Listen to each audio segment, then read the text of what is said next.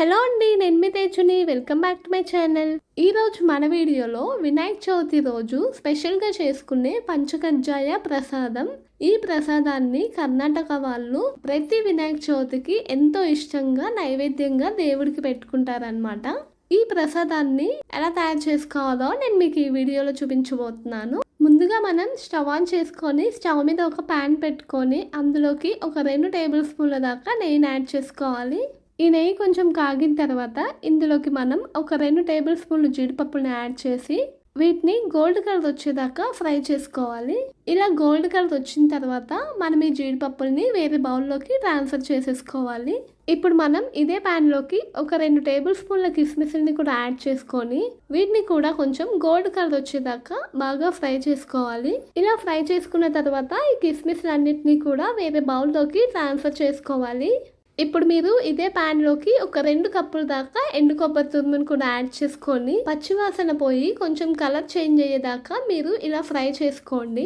ఇలా కొంచెం colour change అయిన తర్వాత ఈ ఎండు కొబ్బరి మొత్తాన్ని వేరే బౌల్లోకి ట్రాన్స్ఫర్ చేసుకోవాలి. ఇప్పుడు ఇదే ప్యాన్లోకి ఒక టేబుల్ స్పూన్ దాకా నువ్వుల్ని యాడ్ చేసుకొని ఈ నువ్వులు కొంచెం వేగిన తర్వాత వేరే బౌల్లోకి ట్రాన్స్ఫర్ చేసుకోండి.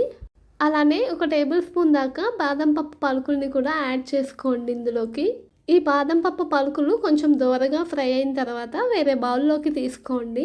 ఆ తర్వాత ఇదే ప్యాన్లోకి ఒక 1/2 కప్ దాకా బెల్లాన్ని యాడ్ చేసుకోండి. ఇప్పుడు ఇందులోకి కొంచెం వాటర్ని యాడ్ చేసుకొని ఈ బెల్లం మొత్తం కరిగేదాకా ఇలా కొంచెం కలుపుతూ ఉండండి. ఈ బెల్లం మొత్తం ఇలా కరిగిపోయిన తర్వాత మనం చేతితో పట్టుకొని చూస్తే తీగ పాకంలాగా రావాలండి, లేకపోతే జిగురుగా ఉన్నా పర్లేదు. ఇలా పాకం వచ్చిన తర్వాత మీరు స్టవ్ ఆఫ్ చేసుకొని ఈ ప్యాన్ని పక్కన పెట్టుకోండి. ఇప్పుడు మనం వేరే బౌల్లోకి ఒక కప్పు దాకా అటుకుల్ని యాడ్ చేసుకోవాలి. ఈ కప్ వచ్చేసి 250 గ్రామ్స్ ఉంటుందండి. అలానే ఈ ప్రసాదానికి పచ్చి అటుకులనే తీసుకోవాలి, అటుకుల్ని వేయించకూడదు అనమాట. అలానే ఇందాక మనం వేయించి పెట్టుకున్న డ్రై ఫ్రూట్స్ అన్నిటినీ ఇందులోకి యాడ్ చేసుకోవాలి. అలానే ఇందాక వేయించిన నువ్వుల్ని కూడా యాడ్ చేసుకోవాలి. వీటితో పాటు ఇందాక మనం ఎండు కొబ్బరి తురుముని కూడా వేయించి పెట్టుకున్నాం కదా, దీన్ని కూడా యాడ్ చేసుకొని 1/2 టేబుల్ స్పూన్ దాకా ఇలాచీ పౌడర్ని యాడ్ చేసుకొని అలానే ఇందాక మనం తయారు చేసి పెట్టుకున్న బెల్లం పాకాన్ని కూడా ఇందులోకి యాడ్ చేసుకొని స్పూన్ తోటి మొత్తం కలిసేలాగా మిక్స్ చేసుకుంటే ఎంతో టేస్టీగా ఉండే కర్ణాటక స్పెషల్ వినాయకుడికి ఎంతో ఇష్టమైన పంచకజ్జాయ ప్రసాదం రెడీ అయిపోయినట్టే. ఈ ప్రసాదాన్ని మీరు ఈ వినాయక చవితి రోజున చిన్ని వినాయకుడికి నైవేద్యంగా పెట్టండి.